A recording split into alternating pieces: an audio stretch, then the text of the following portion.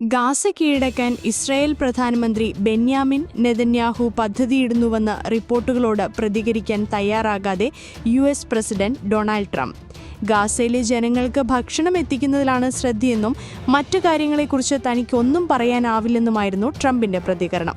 ഇസ്രായേലും അറബ് രാജ്യങ്ങളും ഗാസയിൽ ഭക്ഷണവും അവശ്യ സാമഗ്രികളും സാമ്പത്തിക സഹായവും എത്തിക്കും, ട്രംപ് പറഞ്ഞു. ഗാസ US ഏറ്റെടുക്കുമെന്ന് ഏതാനും മാസങ്ങൾക്ക് മുൻപ് ട്രംപ് നടത്തിയ പ്രഖ്യാപനം കടുത്ത പ്രതിഷേധത്തിനിടയാക്കിയിരുന്നു.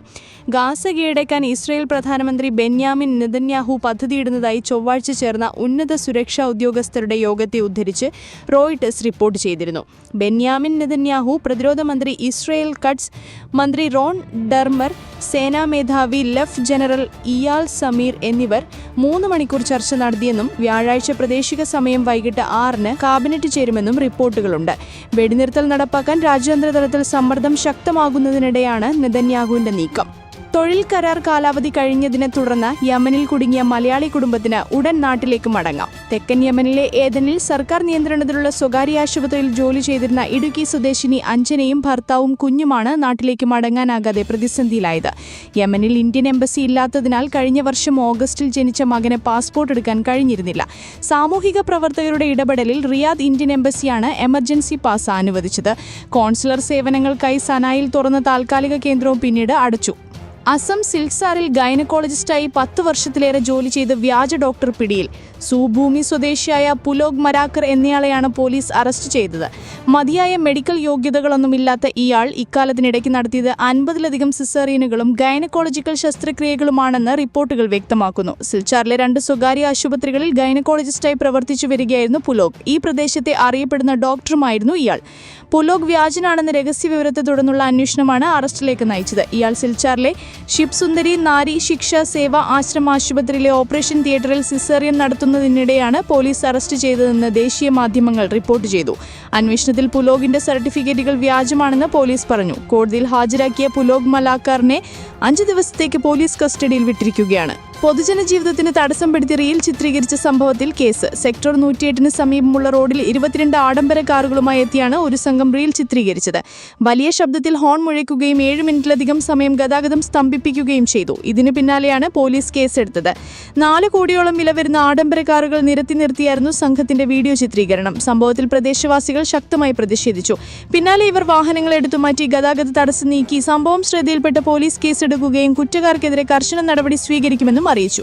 വീഡിയോ ചിത്രീകരണത്തിനായി ഉപയോഗിച്ച 22 വാഹനങ്ങളും പിടിച്ചെടുക്കുമെന്ന് പോലീസ് വ്യക്തമാക്കി. പൊതുജന ജീവിതത്തിന് തടസ്സമുണ്ടാക്കുന്ന ഇത്തരം പ്രവൃത്തികൾ തമാശയായി കണക്കാക്കാനാവില്ലെന്നും അതൊരു കുറ്റകൃത്യമാണെന്ന് തിരിച്ചറിയുന്ന തരത്തിൽ മാതൃകാപരമായ നടപടിയെടുക്കുമെന്നും പോലീസ് പറഞ്ഞു. Cochin international airport limited public അതോറിറ്റിയാണെന്നും വിവരാവകാശ നിയമത്തിന്റെ പരിധിയിൽ വരുമെന്നുമുള്ള സിംഗിൾ ബെഞ്ച് ഉത്തരവിനെ ശരിവെച്ച് ഹൈക്കോടതി ഡിവിഷൻ ബെഞ്ച് ഉത്തരവ്. സിംഗിൾ ബെഞ്ച് ഉത്തരവിനെതിരായ സിയാലിന്റെ ഹർജി തള്ളിക്കൊണ്ടാണ് ജസ്റ്റിസ് മർഷൂസ്ട്രിത്, അരവിന്ദ് ധർമാധികാരി, VM ശ്യാംകുമാർ എന്നിവരുടെ ഉത്തരവ്. പബ്ലിക് ഇൻഫർമേഷൻ ഓഫീസറെ നിയമിക്കുന്നതടക്കം വിവരാവകാശ നിയമപ്രകാരമുള്ള നടപടി പ്രക്രിയകൾ 15 ദിവസത്തിനകം പൂർത്തിയാക്കണമെന്നും സമയപരിധി നീട്ടാനുള്ള ഒരു അപേക്ഷയും പരിഗണിക്കില്ലെന്നും ഡിവിഷൻ ബെഞ്ച് വ്യക്തമാക്കി. ഡയറക്ടർ ബോർഡിന്റെ അനുമതിയില്ലാതെ ഹർജി നൽകിയതെന്ന് ചൂണ്ടിക്കാട്ടി സിയാലിന് 1 ലക്ഷം രൂപ പിഴയും കോടതി ചുമത്തി. ബോർഡ് മീറ്റിംഗിന്റെ മിനിറ്റ്സ് നൽകണമെന്ന വിവരാവകാശ കമ്മീഷൻ 2019 ജൂൺ 20-ന് പുറപ്പെടുവിച്ച ഉത്തരവ് റദ്ദാക്കണമെന്നാവശ്യപ്പെട്ട് സിയാൽ നൽകിയ ഹർജി തള്ളിക്കൊണ്ടായിരുന്നു സിംഗിൾ ബെഞ്ചിന്റെ ഉത്തരവ്.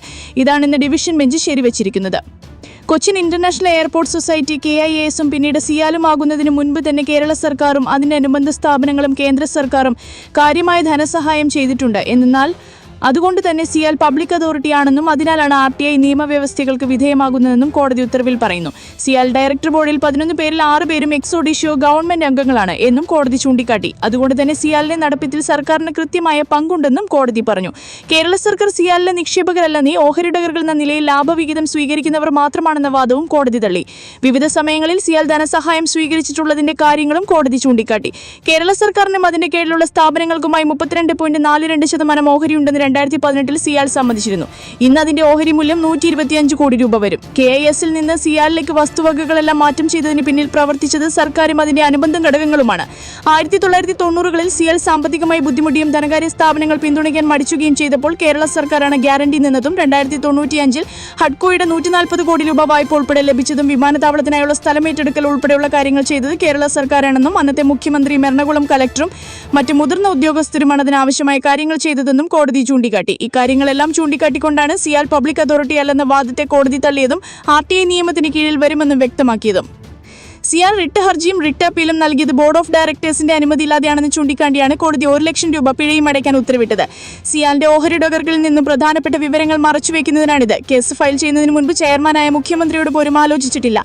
ഇത്തരം രീതികൾ അഭികാമ്യമല്ലെന്ന് വ്യക്തമാക്കിയ കോടതി ബോർഡ് അംഗം കൂടിയായ ചീഫ് സെക്രട്ടറി ഉചിതമായ നടപടികൾ സ്വീകരിക്കാനും ഭാവിയിൽ ഇത്തരം കാര്യങ്ങൾ ആവർത്തിക്കാതിരിക്കാനുമുള്ള നടപടികൾ സ്വീകരിക്കാനും നിർദ്ദേശിച്ചു.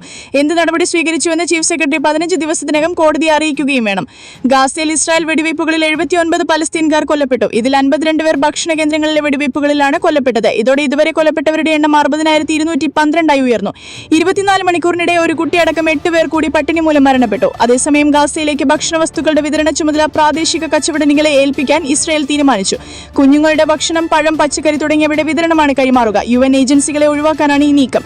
ഗാസ യുദ്ധം അവസാനിപ്പിക്കാൻ ആവശ്യപ്പെട്ട് മുൻ സേനാസ് ഇന്റലിജൻസ് മേധാവികൾ രംഗത്തെത്തി. തീവ്രവലപക്ഷ കക്ഷികൾ രാജ്യത്തെ ബന്ധനക്കരായി മാറ്റിവെക്കുകയാണെന്നും അവർ കുറ്റപ്പെടുത്തി.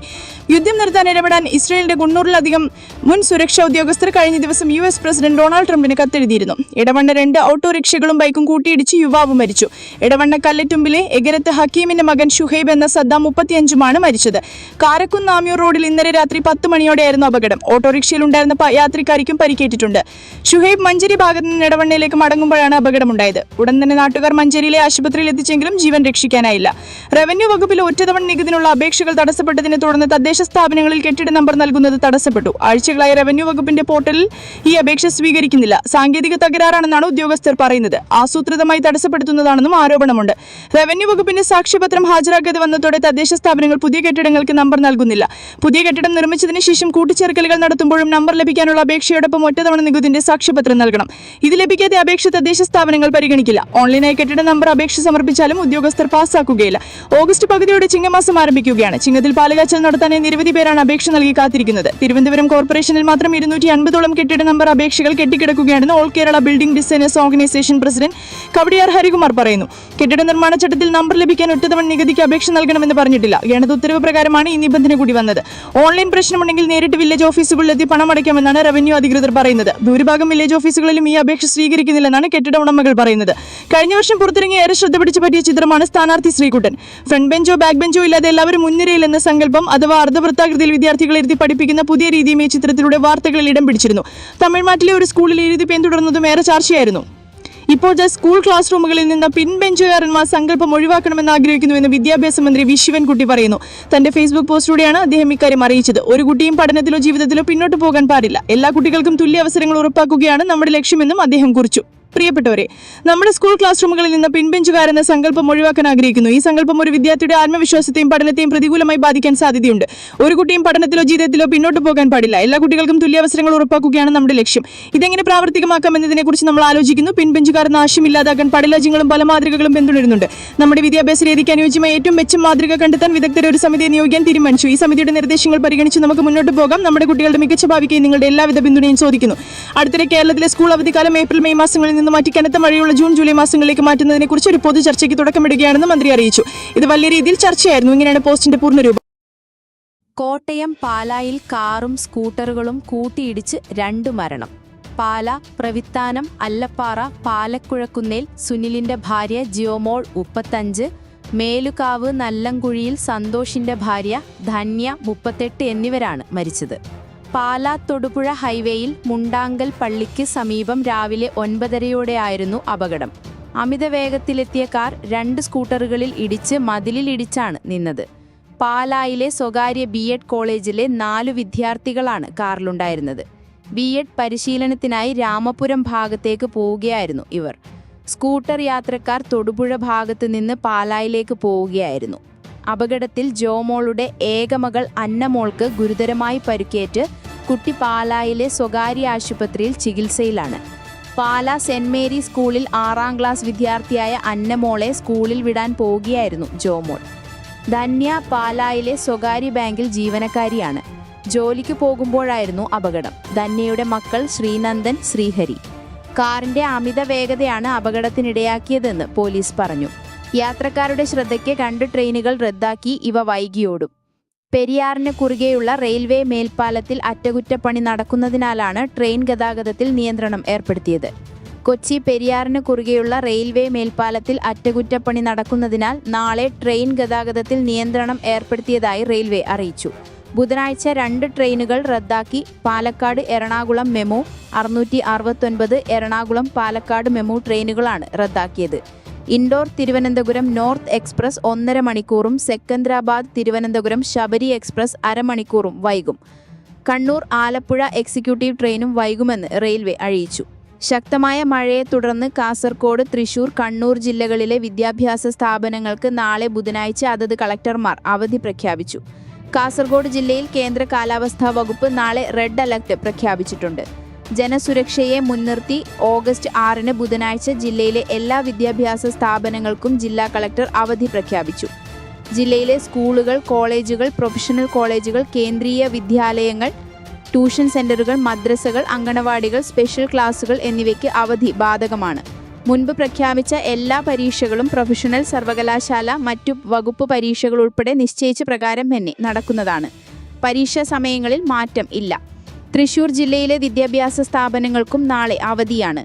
തൃശൂർ ജില്ലയിൽ ശക്തമായ മഴ തുടരുന്നതിനാൽ മുൻകരുതൽ നടപടിയുടെ ഭാഗമായി നാളെ ഓഗസ്റ്റ് 6 ജില്ലയിലെ പ്രൊഫഷണൽ കോളേജുകൾ ഉൾപ്പെടെയുള്ള എല്ലാ വിദ്യാഭ്യാസ സ്ഥാപനങ്ങൾക്കും അവധി പ്രഖ്യാപിച്ചത്. CBSE, ICSE, കേന്ദ്രീയ വിദ്യാലയം, അങ്കണവാടികൾ, മദ്രസകൾ, ട്യൂഷൻ സെന്ററുകൾ ഉൾപ്പെടെയുള്ള എല്ലാ വിദ്യാഭ്യാസ സ്ഥാപനങ്ങൾക്കും അവധി ബാധകമാണ്.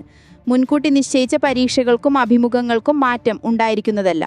കണ്ണൂർ ജില്ലയിൽ റെഡ് അലർട്ട് പ്രഖ്യാപിച്ചതിനാൽ ജില്ലയിലെ സ്കൂളുകൾ, അങ്കണവാടികൾ, മതപഠന സ്ഥാപനങ്ങൾ, ട്യൂഷൻ സെന്ററുകൾ, സ്പെഷ്യൽ ക്ലാസുകൾ ഉൾപ്പെടെ എന്നിവയ്ക്ക് ബുധനാഴ്ച 6/8/2025 അവധി പ്രഖ്യാപിക്കുന്നതായി കലക്ടർ അറിയിച്ചു. ബാലുശ്ശേരി പൂനൂരിൽ യുവതി ഭർതൃവീട്ടിൽ തൂങ്ങി മരിച്ച നിലയിലാണ്. പൂനൂർ കരിങ്കാമൽ താമസിക്കുന്ന ശ്രീജിത്തിന്റെ ഭാര്യ ജിസ്ന 24-നെയാണ് മരിച്ച നിലയിൽ കണ്ടെത്തിയത്. കണ്ണൂർ കേളകം സ്വദേശിനിയാണ് യുവതി. 3 വർഷം മുമ്പാണ് വിവാഹിതയായത്. 2 വയസ്സുള്ള കുട്ടിയുണ്ട്. ചൊവ്വാഴ്ച വൈകുന്നേരത്തോടെയാണ് വീട്ടുകാർ ജിസ്ന വീട്ടിനുള്ളിൽ തൂങ്ങിയതായി കണ്ടത്. ബാലുശ്ശേരി പോലീസ് പരിശോധന നടത്തി. CITP ദിനേശിന്റെ നേതൃത്വത്തിൽ ഇൻക്വസ്റ്റ് നടപടികൾക്ക് ശേഷം മൃതദേഹം പോസ്റ്റ്മോർട്ടത്തിനായി കോഴിക്കോട് മെഡിക്കൽ കോളേജിലേക്ക് മാറ്റി. പ്രസിഡന്റ് ഡൊണാൾഡ് ട്രംപിന്റെ വിമർശനം. അടുത്ത 24 മണിക്കൂറിനുള്ളിൽ ഇന്ത്യക്കുമേലുള്ള തീരുവ കാര്യമായ തോതിൽ ഉയർത്തുമെന്നും ട്രംപ് പറഞ്ഞു. ഇന്ത്യൻ ഉൽപ്പന്നങ്ങൾക്ക് 25% തീരുവയും അതിനുമേൽ പിഴയും ഈടാക്കാനുള്ള എക്സിക്യൂട്ടീവ് ഉത്തരവിൽ ഈ മാസം 1 ട്രംപ് ഒപ്പുവെച്ചിരുന്നു. അതിന് പിന്നാലെയാണ് വീണ്ടും തീരുവ കൂട്ടുമെന്ന പ്രഖ്യാപനം. ഇന്ത്യയുമായി US കാര്യമായ വ്യാപാരം നടത്തുന്നില്ല. തീരുവയേറ്റവും ചുമത്തുന്ന രാജ്യമാണ് ഇന്ത്യ. അതുകൊണ്ടാണ് 25% തീരുവ ചുമത്തിയത്. റഷ്യയിൽ നിന്ന് അവർ ഇപ്പോഴും എണ്ണ വാങ്ങുന്നതുകൊണ്ട് തീരുവ കൂട്ടാൻ പോവുകയാണെന്നും ട്രംപ് പറഞ്ഞു. റഷ്യയിൽ നിന്നുള്ള എണ്ണ ഇറക്കുമതിയുടെ പേരിൽ US-ഉം യൂറോപ്യൻ യൂണിയനും ഇന്ത്യയെ ഉന്നം വയ്ക്കുന്നത് അനീതിയാണെന്ന് വിദേശ മന്ത്രാലയം പ്രതികരിച്ചിരുന്നു. റഷ്യയിൽ നിന്നുള്ള എണ്ണ ഇറക്കുമതിയുടെ പേരിൽ ഇന്ത്യക്ക് കൂടുതൽ തീരുവ ചുമത്തുമെന്ന US പ്രസിഡന്റ് ഡൊണാൾഡ് ട്രംപിന്റെ ഭീഷണിക്കെതിരെ റഷ്യയും വിമർശനവുമായി രംഗത്തെത്തി. ഇന്ത്യക്കെതിരെ തീരുവ ഗണ്യമായി വർദ്ധിപ്പിക്കുമെന്ന് കഴിഞ്ഞ ദിവസവും ട്രംപ് ഭീഷണി മുഴക്കിയിരുന്നു. റഷ്യയിൽ നിന്ന് വൻതോതിൽ എണ്ണ വാങ്ങുന്ന ഇന്ത്യ ഇത് ഉയർന്ന ലാഭത്തിന് പൊതുവിപണിയിൽ വിൽക്കുന്നുവെന്ന് ആരോപിച്ചാണ് പുതിയ തീരുവ ഭീഷണി ഉയർത്തിയത്. രാജ്യ താൽപര്യം സംരക്ഷിക്കാൻ നടപടികൾ സ്വീകരിക്കുമെന്നും വിദേശകാര്യ മന്ത്രാലയം പ്രതികരിച്ചിരുന്നു. കേന്ദ്ര ആഭ്യന്തരമന്ത്രിയായി ഏറ്റവും കൂടുതൽ കാലം സേവനമനുഷ്ഠിച്ച വ്യക്തി BJP നേതാവ് അമിത് ഷാ. 2019 മെയ് 30-നാണ് അമിത് ഷാ ആഭ്യന്തരമന്ത്രിയായി ചുമതലയേറ്റത്. 2256 ദിവസം പദവിയിൽ തുടർന്നതോടെ BJP നേതാവ് LK അദ്വാനിയുടെയും കോൺഗ്രസ് നേതാവായിരുന്ന ഗോവിന്ദ് വല്ലഭ് പന്തിന്റെയും കാലാവധിയെ അമിത് ഷാ മറികടന്നു. BJP നേതാവായിരുന്ന ലാൽ കൃഷ്ണ അദ്വാനി 2256 ദിവസമാണ് ആഭ്യന്തരമന്ത്രിയുടെ പദവിയിലിരുന്നത്. 1998 മാർച്ച് 19 മുതൽ 2004 മെയ് 22 വരെ. ഗോവിന്ദ് വല്ലഭ് പന്ത് 1985 ജനുവരി 10 മുതൽ 1961 മാർച്ച് 7 വരെ. ആകെ 6 വർഷവും 56 ദിവസവും സേവനമനുഷ്ഠിച്ചു. 2019 മെയ് 30-നാണ് അമിത് ഷാ രാജ്യത്തിന്റെ ആഭ്യന്തരമന്ത്രിയായി ചുമതലയേറ്റത്. 2024 ജൂൺ 9 വരെ പദവിയിൽ തുടർന്നു. 2024 ജൂൺ 10-ന് അദ്ദേഹം വീണ്ടും ആഭ്യന്തരമന്ത്രിയായി. രാജ്യത്തെ ആദ്യത്തെ സഹകരണ മന്ത്രി കൂടിയാണ് അമിത് ഷാ. ഗുജറാത്ത് ആഭ്യന്തരമന്ത്രിയായും BJP ദേശീയ അധ്യക്ഷനായും സേവനമനുഷ്ഠിച്ചിട്ടുണ്ട്. ആർട്ടിക്കിൾ 370 റദ്ദാക്കിയതും ജമ്മു കാശ്മീരിന്റെ പ്രത്യേക പദവി പിൻവലിച്ചതും അമിത് ഷായുടെ ഭരണകാലത്താണ്. ജമ്മുവിലെ പുഞ്ചിൽ പാകിസ്ഥാൻ സൈന്യം വെടിനിർത്തൽ കരാർ ലംഘിച്ചുവെന്ന വാർത്തകൾ നിഷേധിച്ച് ഇന്ത്യൻ സൈന്യം. വെടിനിർത്തൽ കരാറിന്റെ ലംഘനം ഉണ്ടായിട്ടില്ലെന്നാണ് സൈന്യം പറഞ്ഞത്. 20 മിനിറ്റോളം പാകിസ്ഥാൻ വെടിവയ്പുണ്ടായിരുന്നു. ഇന്ത്യൻ സൈന്യം കനത്ത തിരിച്ചടി നൽകിയെന്നും ദേശീയ മാധ്യമങ്ങൾ റിപ്പോർട്ട് ചെയ്തു. ഓപ്പറേഷൻ സിന്ദൂരിന്റെ സമയത്ത് പാകിസ്ഥാനിലെ ഭീകര സൈനിക താവളങ്ങൾ സൈന്യം തകർത്തിരുന്നു. പിന്നീട് ഇരു രാജ്യങ്ങളും വെടിനിർത്തൽ പ്രഖ്യാപിച്ചു. ഈ ഏപ്രിൽ 22 പഹൽഗാം ഭീകരാക്രമണത്തിന് മറുപടിയായാണ് ഇന്ത്യ ഓപ്പറേഷൻ സിന്ദൂരിന്റെ ഭാഗമായി പാകിസ്ഥാന് കനത്ത തിരിച്ചടി നൽകിയത്. ജമ്മു കാശ്മീരിലെ പഹൽഗാമിൽ വിനോദസഞ്ചാരികൾക്ക് നേരെ ഭീകരാക്രമണത്തിൽ മലയാളി ഉൾപ്പെടെ കൊല്ലപ്പെട്ടു. 27 പേരാണ് കൊല്ലപ്പെട്ടത്. കൊച്ചി ഇടപ്പള്ളി മങ്ങാട്ട് റോഡിൽ N രാമചന്ദ്രനാണ് മലയാളി. കർണാടക, തമിഴ്നാട്, മഹാരാഷ്ട്ര, ഒഡീഷ തുടങ്ങിയ വിവിധ സംസ്ഥാനങ്ങളിൽ നിന്നും UAE, നേപ്പാൾ സ്വദേശികളും കൊല്ലപ്പെട്ടു. 20 പേർക്ക് പരിക്കേറ്റു. പഹൽഗാമിലെ ബൈസാരൻ താഴ്വരയിലാണ് രാജ്യത്തെ നടുക്കിയ ആക്രമണമുണ്ടായത്. സൈനിക വേഷത്തിലെത്തിയ ഭീകരർ ഉച്ചയ്ക്ക് കഴിഞ്ഞ് 3 മണിക്ക് സഞ്ചാരികൾക്ക് നേരെ വെടിയുതിർക്കുകയായിരുന്നു. ഉത്തർകാശിയിലെ ധരാലിയിലുണ്ടായ മേഘവിസ്ഫോടനത്തിൽ ഇതുവരെ മരിച്ചത് 4 പേരാണ്. നിരവധി പേരെ കാണാതായി. സൈന്യവും ദേശീയ ദുരന്ത നിവാരണ സേനയും തിരച്ചിൽ തുടരുകയാണ്. പ്രദേശത്ത് മേഘവിസ്ഫോടനങ്ങൾ നേരത്തെയും ഉണ്ടായിട്ടുണ്ട്. മണിക്കൂറിൽ 10 സെന്റിമീറ്റർ 100 മില്ലിമീറ്റർ മഴ പെയ്യുന്നതിനെയാണ് കേന്ദ്ര കാലാവസ്ഥാ വകുപ്പ് മേഘവിസ്ഫോടനം എന്ന് പറയുന്നത്. ഹരിദ്വാറിൽ ചൊവ്വാഴ്ച രാവിലെ 8:30 വരെ പെയ്ത 304 മില്ലിമീറ്റർ മഴയാണ്. മേഘവിസ്ഫോടനം ഉണ്ടാകുന്നത് വളരെ നേരത്തെ തന്നെ തിരിച്ചറിയാൻ ബുദ്ധിമുട്ടാണ്. 3-4 മണിക്കൂർ മുൻപ് മാത്രമേ റഡാർ, സാറ്റലൈറ്റ് ചിത്രങ്ങളിലൂടെ ഇവ അറിയാൻ സാധിക്കുകയുള്ളൂ. കുറഞ്ഞ സമയത്തിനുള്ളിൽ ഒരു പ്രദേശത്തുണ്ടാകുന്ന അതിശക്തമായ മഴയാണ് മേഘവിസ്ഫോടനം. മേഘവിസ്ഫോടനം ഉണ്ടാകുന്ന സ്ഥലത്ത് നിമിഷങ്ങൾ കൊണ്ട് വെള്ളപ്പൊക്കവും ഉരുൾപൊടുകളും മണ്ണിടിച്ചിലും ഉണ്ടാകും. ഇടിയും മിന്നലും ഉണ്ടാകും. മേഖല പ്രളയത്തിലാകും. മണിക്കൂറിൽ 100 മില്ലിമീറ്ററിൽ കൂടുതൽ മഴ ലഭിച്ചാൽ അതിനെ മേഘവിസ്ഫോടനമെന്ന് പറയാം. മേഘങ്ങളിലെ കൂട്ടത്തിൽ ഏറ്റവും വലിപ്പമേറിയ ക്യുമുലോ നിംബസ് മഴമേഘങ്ങളാണ് മേഘവിസ്ഫോടനം ഉണ്ടാക്കുന്നത്. അത്തരം മേഘങ്ങൾക്ക് ചില പ്രത്യേകതകൾ ഉണ്ടായിരിക്കും. ഈർപ്പം നിറഞ്ഞ വായുപ്രവാഹം ഭൂമോപരിതലത്തിൽ നിന്ന് അന്തരീക്ഷത്തിന്റെ മുകൾ തട്ടിലേക്ക് ഉയർന്ന് ഘനീഭവിക്കുമ്പോഴാണ് മേഘങ്ങൾ രൂപം കൊള്ളുന്നത്. എന്നാൽ ക്യുമുലോ നിംബസ് മേഘങ്ങൾ അന്തരീക്ഷത്തിന്റെ താഴെത്തട്ടിൽ രൂപപ്പെട്ട് 15 കിലോമീറ്റർ ഉയരത്തിൽ വരെ എത്താൻ സാധിക്കും. തുലാമഴയുടെ സമയത്തും കാലാവസ്ഥത്തിലും വലിയ കാറ്റോടുകൂടി മഴയുണ്ടാകുമ്പോൾ ഇത്തരം മേഘങ്ങൾ ഉണ്ടാകും. ഇത്തരത്തിലുണ്ടാകുന്ന കുറ്റൻ ക്യുമുലോ നിംബസ് മേഘങ്ങളാണ് മേഘവിസ്ഫോടനം ഉണ്ടാക്കുന്നത്.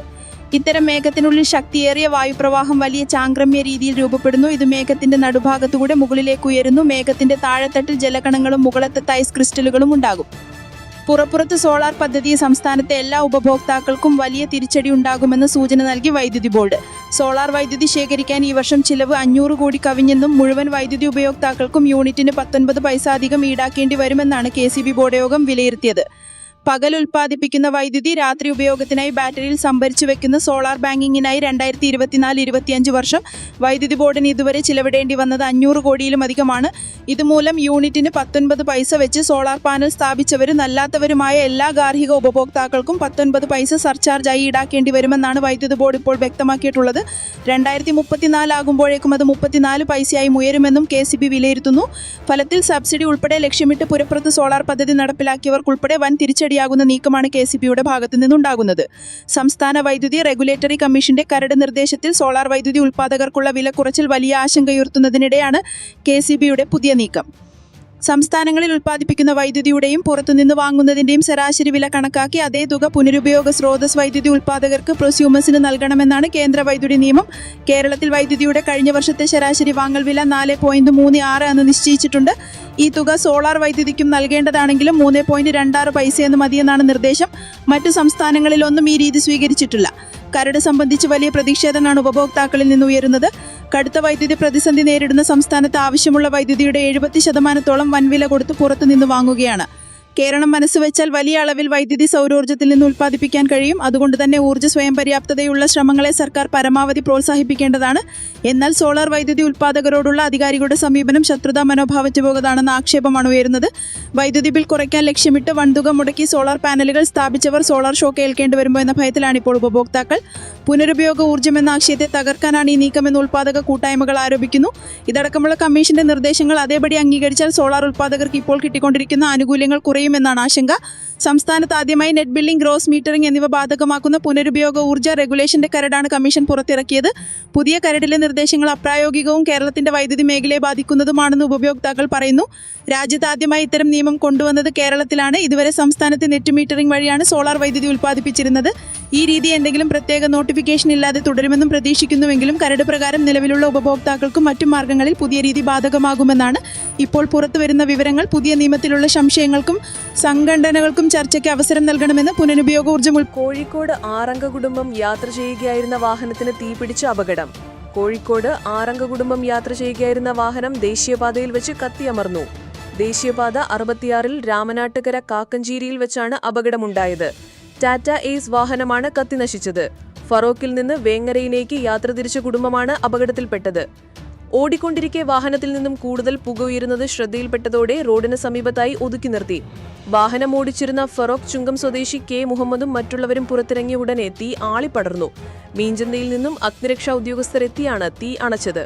ദുരൂഹ സാഹചര്യത്തിൽ 4 സ്ത്രീകളെ കാണാതായ സംഭവത്തിൽ പ്രതിയെന്ന് സംശയിക്കുന്ന ചേർത്തല പള്ളിപ്പുറം സ്വദേശി സെബാസ്റ്റ്യന്റെ 68 വയസ്സുള്ള വീട്ടുവളപ്പിൽ നിന്ന് 20ഓളം അസ്ഥികൾ കണ്ടെടുത്തു.